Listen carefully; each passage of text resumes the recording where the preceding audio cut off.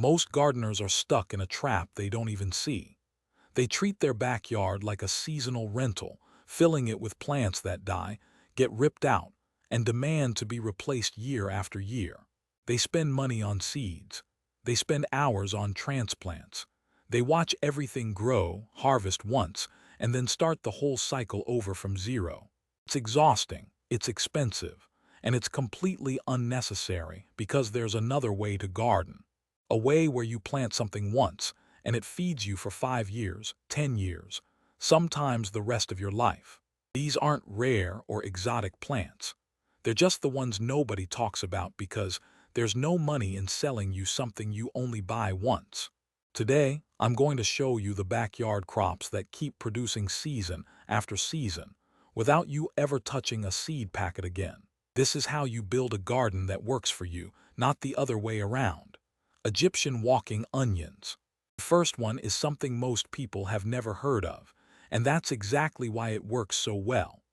Egyptian walking onions are one of the strangest and most useful plants you can grow.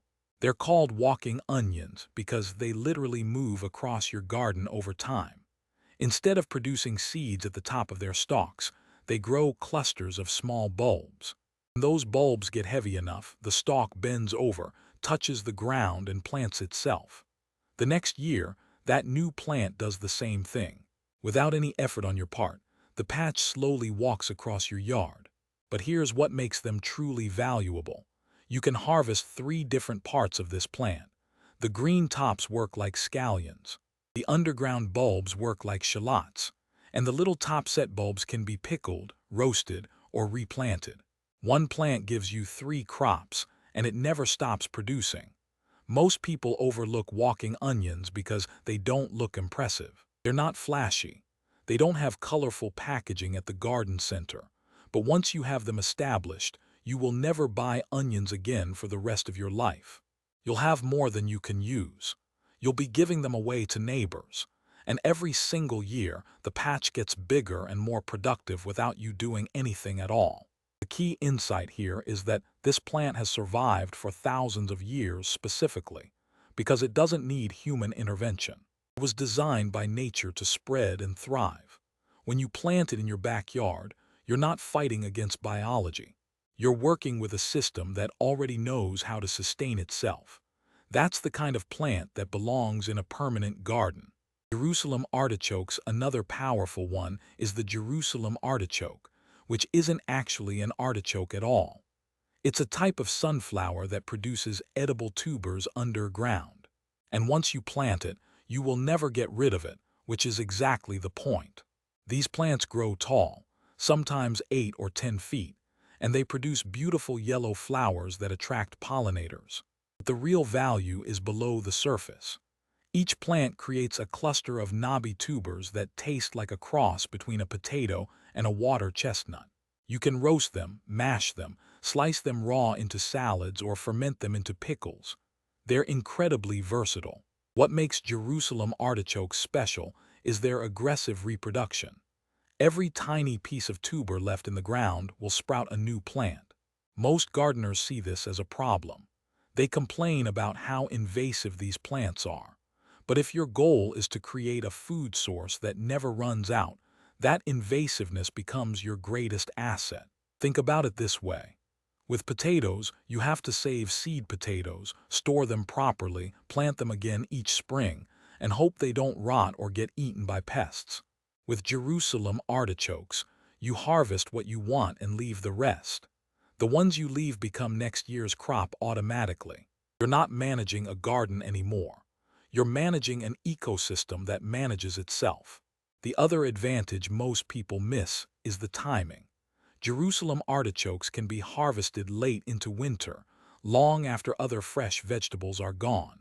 The tubers actually get sweeter after a frost. So while everyone else is eating stored or imported produce, you're walking out to your yard and digging up fresh food from the frozen ground. That's real food security. Sorrel, one of the most overlooked perennial vegetables, is sorrel.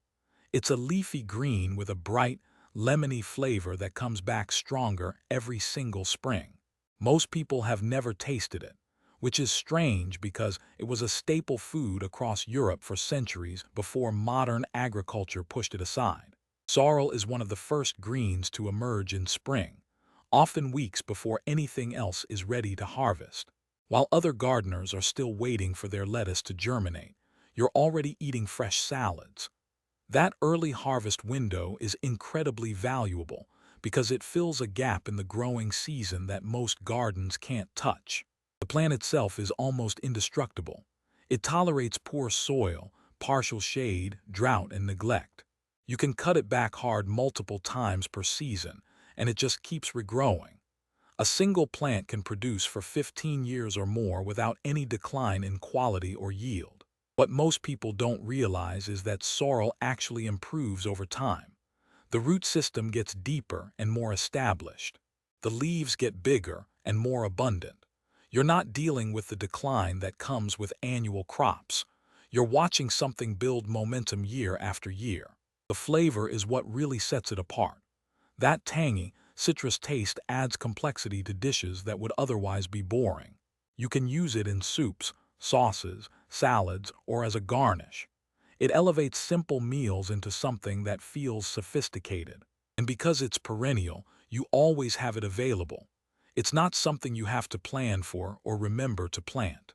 It's just there, ready to use, for as long as you own that piece of land. If you're finding value in these overlooked crops, take a second to subscribe. This channel is for people who want to build systems that actually work, not chase trends that waste time and money. Lovage here's one that even experienced gardeners often miss. Lovage is a perennial herb that tastes exactly like celery, but grows with almost no effort and comes back every year for decades. Celery is one of the most demanding crops you can grow.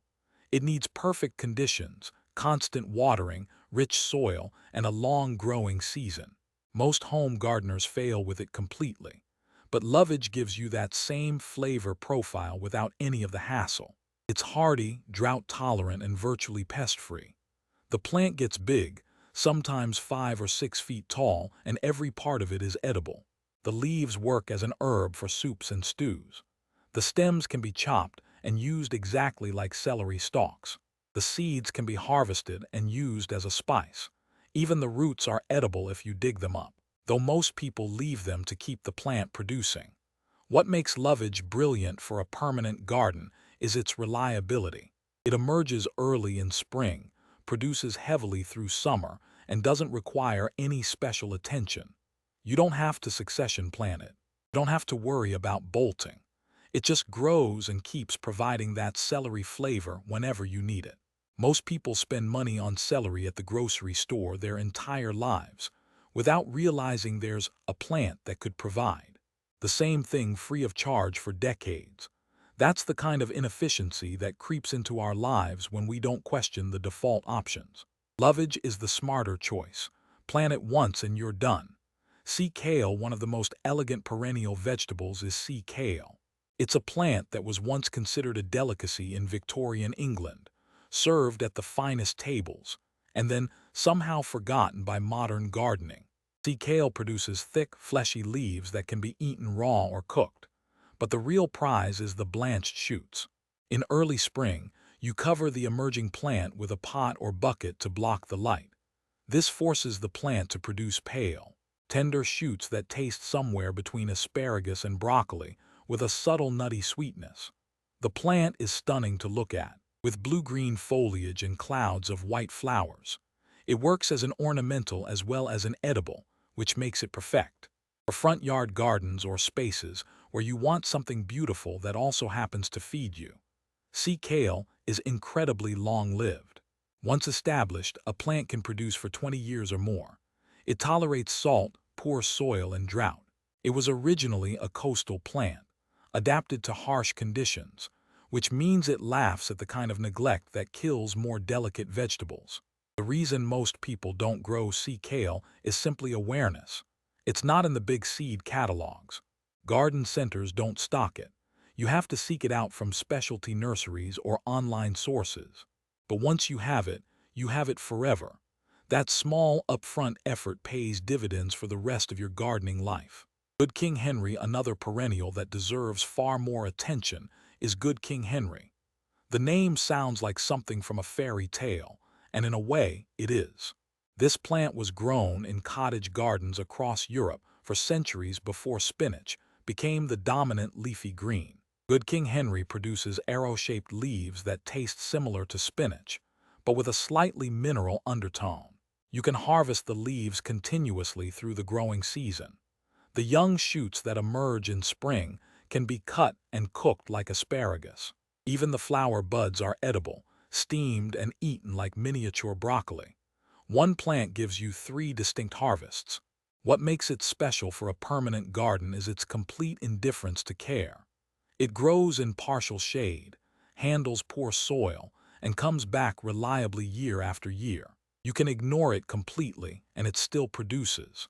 That's the kind of plant that actually fits into real life, where you don't always have time to baby your garden.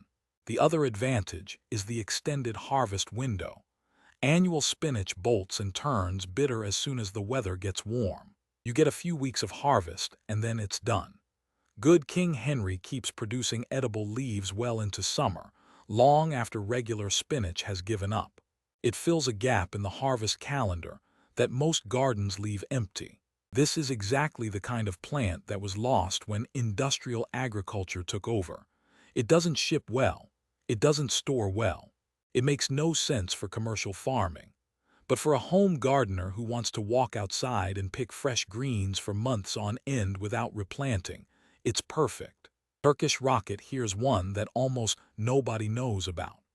Turkish rocket is a perennial brassica that produces peppery leaves and edible flower shoots year after year. Most brassicas are annuals or biennials. You plant them, they grow, they produce, and then they die or go to seed and the quality crashes. Turkish rocket breaks that pattern completely. It's a true perennial that comes back stronger every spring without any intervention. Leaves have a flavor similar to arugula, spicy and complex. You can harvest them for salads or cooking, but the real bonus is the flower shoots. In spring, the plant sends up tender stalks topped with yellow flowers. If you cut these shoots before the flowers open, they taste remarkably like broccoli rabe. It's a gourmet vegetable that you can harvest in abundance without ever buying seeds or transplants again. Turkish rocket is also one of the earliest vegetables to emerge in spring. While your annual brassicas are still tiny seedlings, this plant is already producing harvestable greens. That head start matters. It means fresh food, earlier in the season, and less time staring at an empty plate waiting for your garden to catch up. The plant tolerates a wide range of conditions and self-seeds readily if you let some flowers go. Over time, you can build an entire patch that produces more greens than you can possibly eat. And the only investment is a few plants in the beginning. Everything after that is free. Multiplier onions. Most people think of onions as an annual crop. You plant bulbs or seeds, grow them through the season, harvest them, and start over next year. But there's an entire category of onions that work completely differently, and they're called multiplier onions. Instead of producing a single large bulb, multiplier onions produce clusters of smaller bulbs. When you harvest them, you eat what you need and replant a few bulbs from the cluster. Those replanted bulbs divide again next year, giving you more onions than you started with. The population grows exponentially, without you ever buying anything new. Potato onions are the most popular type. They produce bulbs ranging from marble-sized to nearly full-sized, depending on how crowded the planting is. Shallots work the same way. Plant 1 shallot, harvest 6 to 12, keep a few for replanting and eat the rest. What makes this system powerful is the compounding effect. In the first year, you might plant 10 bulbs and harvest 60. In the second year, you plant 15 and harvest 90. Within a few seasons, you have more onions than you know what to do with. You're not spending money anymore. You're not dependent on seed companies or garden centers. You've built a self-sustaining system that just keeps producing. The other advantage is storage. Multiplier onions, especially potato onions, store incredibly well. Some varieties will keep for 10 months or more in a cool, dry place. That means a single harvest in summer can provide onions through the entire winter and into the following spring. Real food security comes from plants like this, ones that produce abundantly and store reliably. Skirret, one of the most forgotten root vegetables, is skirret. It was a prized food in medieval Europe, grown in monastery, gardens and noble estates alike. Then the potato arrived from the New World and skirret vanished almost completely. From cultivation, skirret produces clusters of white carrot-like roots with a sweet, starchy flavor. The taste is often compared to parsnips but sweeter and more delicate. You can roast them, mash them, add them to soups, or eat them raw if they're young and tender. What makes skirret extraordinary is that it's perennial. You harvest the roots in fall or early spring, but you leave a portion of the crown in the ground. That crown regrows the following year, producing another cluster of roots. One planting lasts indefinitely as long as you don't harvest too aggressively. The plant also produces offsets that can be separated and replanted to expand your patch. Over time, a single original plant can become an entire bed of skirret, all producing sweet roots season after season. The reason skirret disappeared from gardens is purely commercial. The roots are irregular in shape, which makes them hard to process and sell. They don't fit the industrial food system. But for a home gardener who doesn't care about uniform appearance and just wants delicious, free food forever, skirret is a revelation. If you're starting to see how different a garden can be when you think long-term, you're exactly the kind of person who belongs here. Leave a comment about which of these plants surprised you most. I read every single one. Groundnut. Here's a plant that could have changed American agriculture if history had gone differently. Groundnut is a native North American vine that produces edible tubers with more protein than potatoes. Indigenous peoples cultivated groundnut for thousands of years before European colonization. The tubers were staple food, roasted, boiled, or dried for storage. Early colonists ate them too, especially during hard winters. But as European crops took over, groundnut was pushed aside and largely forgotten. The plant is a climbing vine that produces chains of tubers, underground like beads on a string. Each tuber is about the size of a small egg, with a thin skin and dense, starchy flesh. The flavor is often described as nutty with hints of potato and turnip. What makes groundnut remarkable for permanent garden is its nitrogen-fixing ability. Like beans and peas, it captures nitrogen from the air and deposits it in the soil. Growing groundnut actually improves the fertility of your land while producing food. You're not depleting anything, you're building something. The tubers take 2 to 3 years to reach full size, which is why commercial agriculture ignores this plant. There's no quick profit, but once established, a groundnut patch will produce indefinitely with no additional inputs. You harvest what you need each fall and leave the rest to grow bigger for next year. The patient gardener wins here. Ostrich fern. One of the most unexpected perennial foods is the ostrich fern, grown not for its fronds but for its fiddleheads. These tightly coiled shoots emerge in early spring and taste like a cross between asparagus and green beans with a unique earthy depth. Fiddleheads are considered a delicacy in fine restaurants. They're also one of the most expensive spring vegetables if you buy them at a farmer's market. But if you grow ostrich ferns in your backyard, you have an unlimited supply every year without spending a cent. The plants themselves are beautiful, creating dramatic sweeps of tall green fronds that add texture and movement to shady corners of the garden. They thrive in moist, shaded areas where most vegetables refuse to grow. That's valuable real estate that would otherwise produce nothing. Harvesting fiddleheads is simple.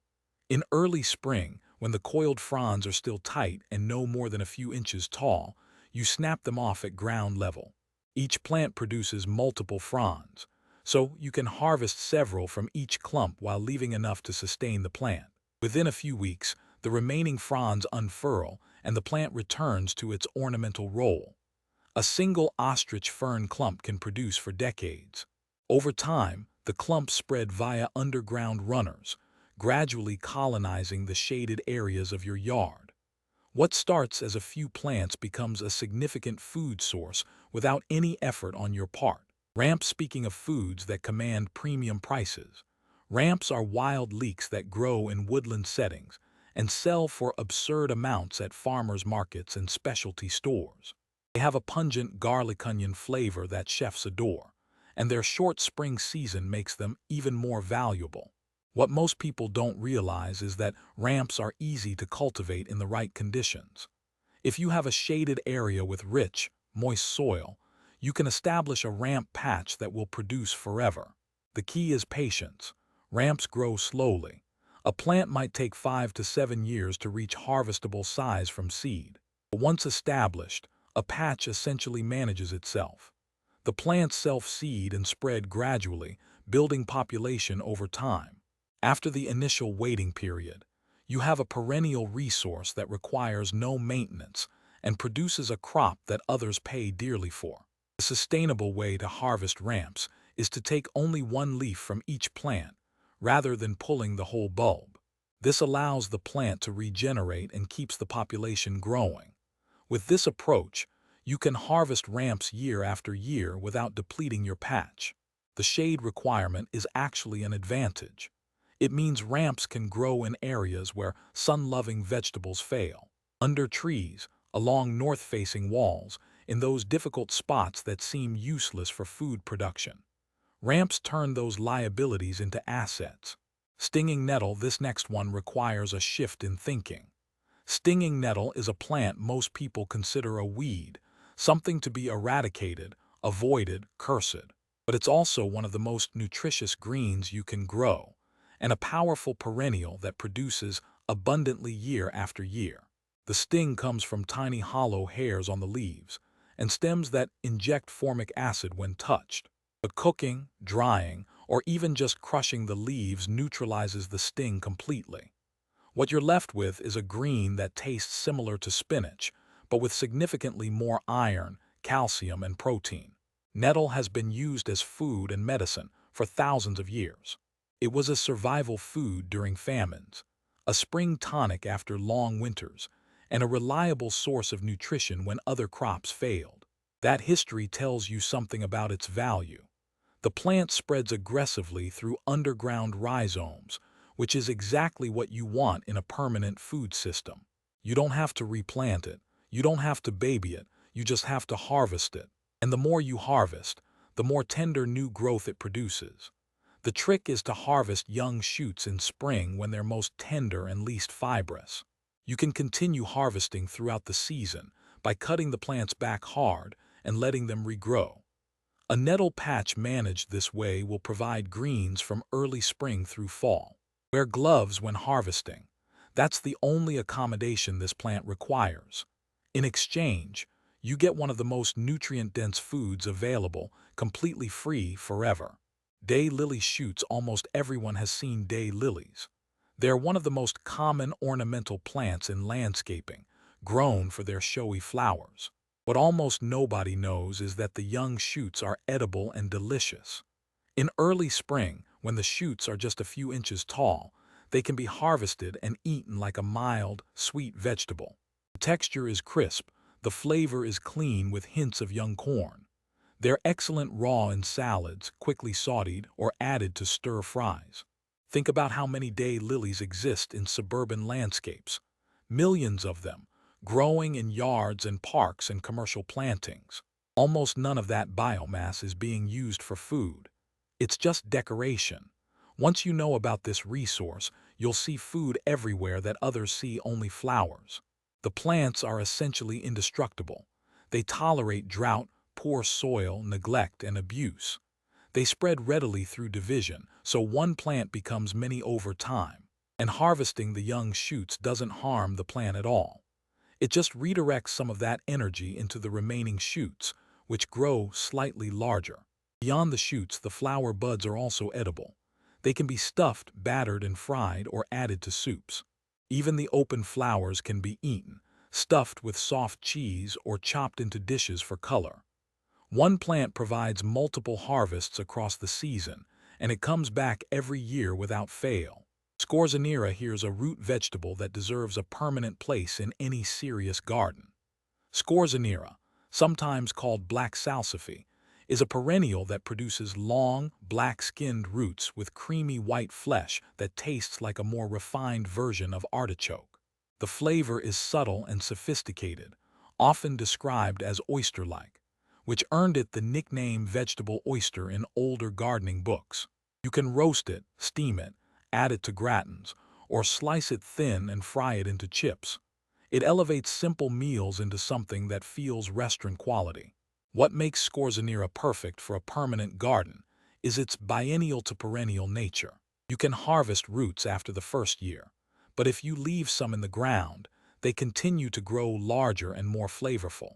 The plant also self-seeds readily if you let it flower, gradually building a self-sustaining population. The roots can be harvested throughout fall and winter, even from frozen ground in mild climates. That long harvest window is incredibly valuable. When fresh vegetables are scarce and expensive at the store, you're walking outside and digging up gourmet roots for free. Scorzonera was once a popular garden vegetable across Europe. It fell out of favor only because the roots are irregular and hard to clean, which makes them commercially unviable. But those complaints are irrelevant to home gardeners. A little extra scrubbing is a tiny price to pay for decades of harvest from a single planting.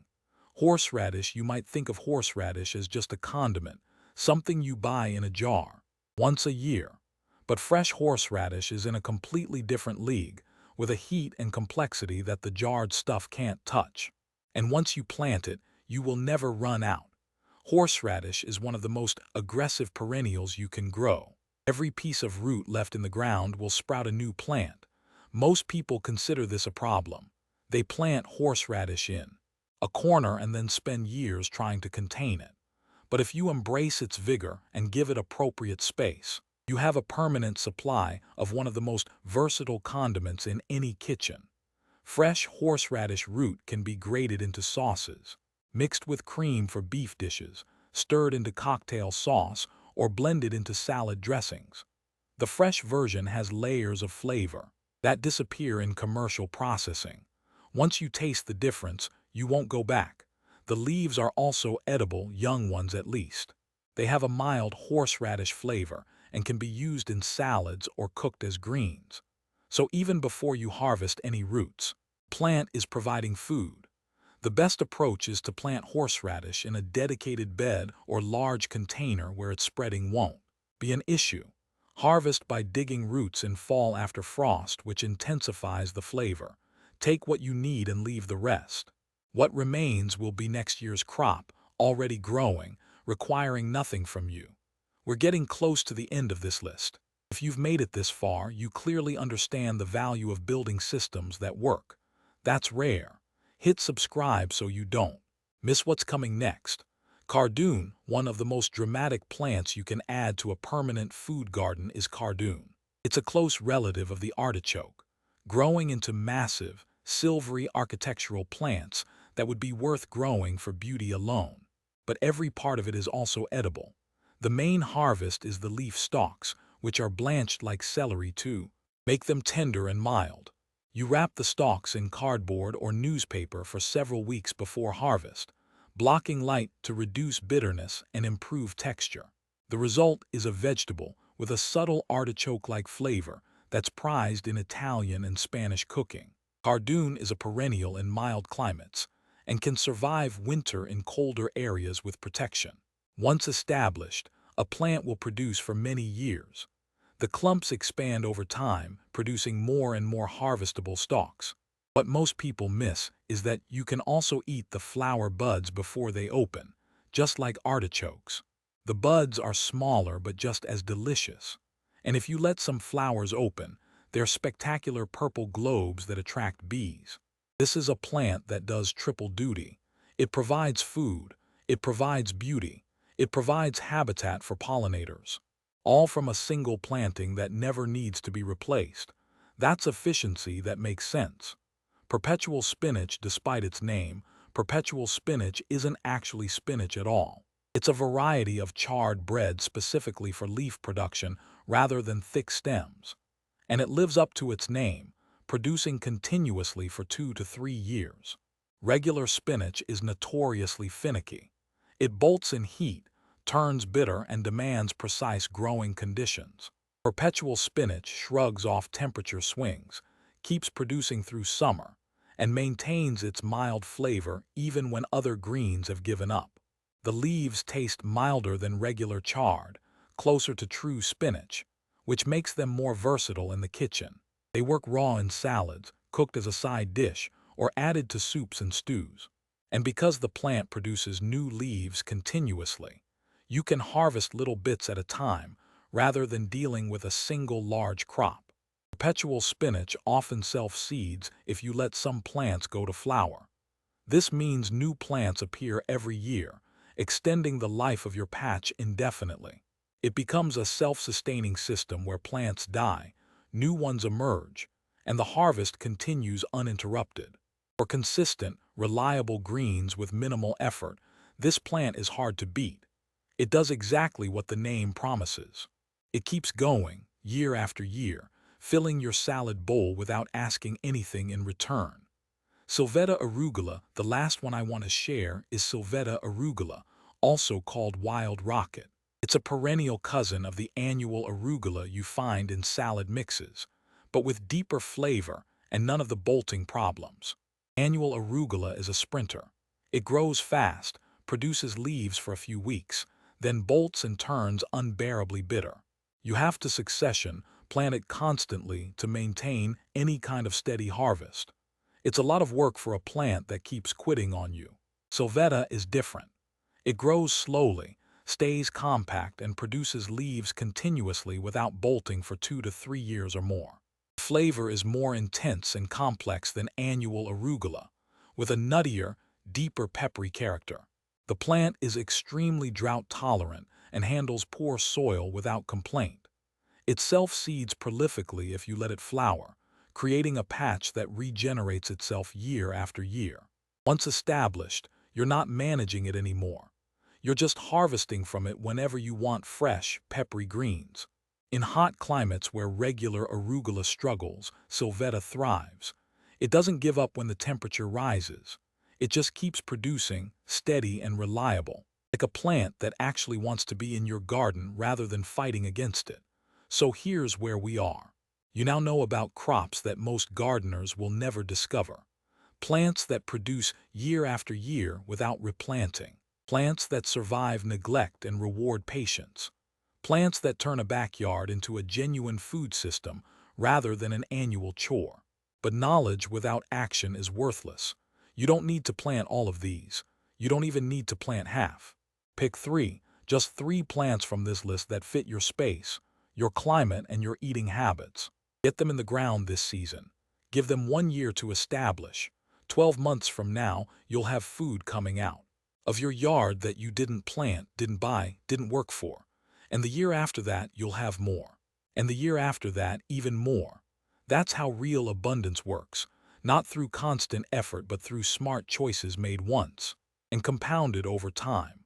The people who understand this are building something.